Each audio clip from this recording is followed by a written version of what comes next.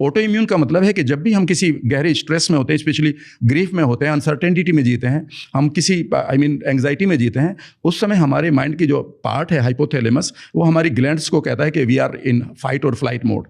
और जो हमारा इम्यून सिस्टम है, जिसको हम इम्यूनिटी भी कहते हैं, जिसको हम वाइट ब्लड सेल्स कहते हैं यूजुअली, ये इम्यून सिस्टम हमेशा 3 तरह से काम करेगा। ये मैं नहीं कह रहा हूँ, मेडिकल बुक्स कहती हैं। या तो आपका इम्यून सिस्टम सप्रेस हो जाएगा, जब वो सप्रेस होगा तो निश्चित रूप से या तो आपको बैक्टीरियल अटैक होना शुरू होगा, और लंबे समय तक अगर आप किसी का और इम्यून सिस्टम डाउन रहता है तो कैंसर नाम की डिजीज़ यही है।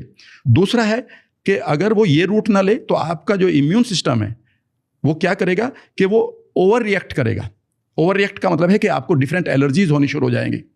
तो जितने भी एलर्जीज हैं वो over reaction of your immune system है, इसीलिए इम्यून सप्रेसर दिया जाता है। और तीसरा है कि वो ओवर रिएक्शन करते करते कंफ्यूज हो जाए immune system and it starts killing your own body, यानी कि आपकी होस्ट को मारना शुरू कर दे।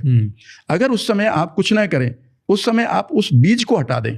हम क्या करते हैं कि उसमें हमें स्टेरॉइड लेने होते हैं कि भाई इम्यून सप्रेसर को मार दो, उसे काम ही ना करने दो। ये तो आप एक गलत रूट ले रहे हैं। ऐसे में इम्यून सिस्टम अगर कंडीशनड हो गया ना काम करने के लिए, तो आपको बहुत सारी दूसरी बीमारियां आ जाएंगी।